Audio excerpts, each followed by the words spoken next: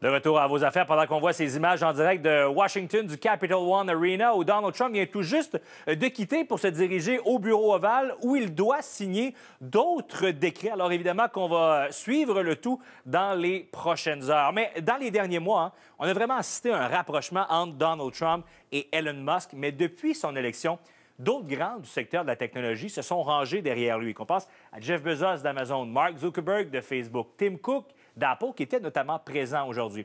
Pour en parler ce soir avec nous, Bruno Guglielminetti, animateur du balado d'actualité numérique Mon Carnet. Bonsoir, Bruno. Bonsoir, Simon.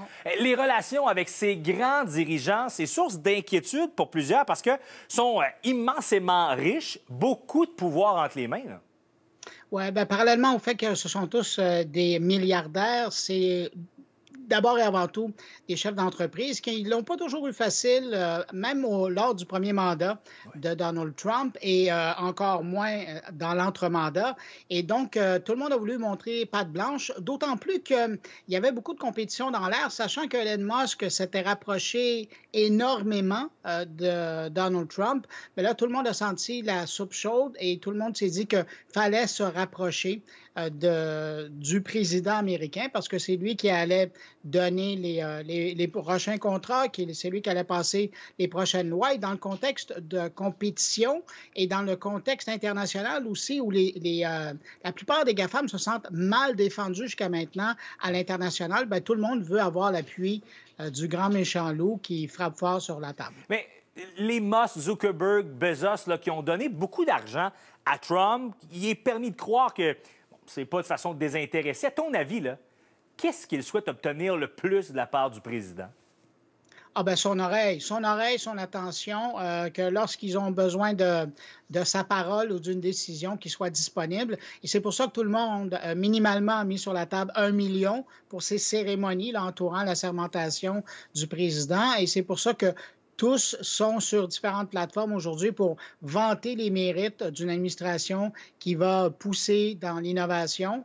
On voit le grand patron d'Apple qui était là, qui ne se cachait pas pour prendre des photos avec des gens autour de Trump et les autres. Alors, pour eux, c'est important. C'est un accès au pouvoir. Le fait que Bill Gates ne soit pas dans le portrait en ce moment, est-ce que ça pourrait lui coûter cher?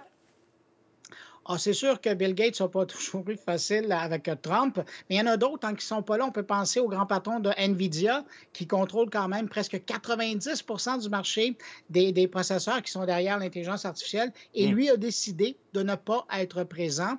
Le grand patron de Microsoft non plus n'est pas là. Non. Alors, c'est pour vous dire... C'est pas tout le monde qui est là, mais les gros joueurs, ils sont.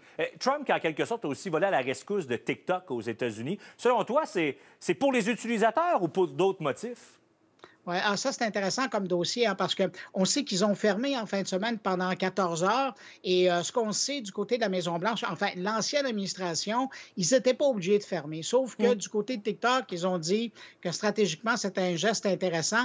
En fermant, on mettait l'odieux sur l'ancienne administration et en donnant le beau jeu à Donald Trump de dire je vais réouvrir le système, bien évidemment, on va chercher sans l'appui ou la sympathie de 170 millions d'utilisateurs. C'est quand même pas rien. Ça peut faire une différence ça, dans une élection et dans un appui de la population. Et pourtant, Trump, qui n'a pas toujours été derrière cette application-là, loin de là. Bien, tout à fait, Simon. C'est important de le rappeler parce qu'à la fin de son mandat, en 2020, son premier mandat, c'est lui qui avait commencé à lancer les offensives. C'est lui qui avait pointé du doigt TikTok en disant que c'était un danger pour la nation américaine. Mais, entre-temps, il y a des gens qui ont utilisé TikTok pour l'appuyer dans sa campagne. Ça lui a fait plaisir. Bien là, il a changé d'idée. Chose certaine, Bruno, je pense qu'on va aller de rebondissement en rebondissement et on sera certainement en mesure de se reparler dans les prochaines semaines pour suivre justement l'actualité. Parce que Donald Trump nous a habitués à de l'actualité riche et je pense que c'est ce qu'on aura droit dans les prochaines semaines.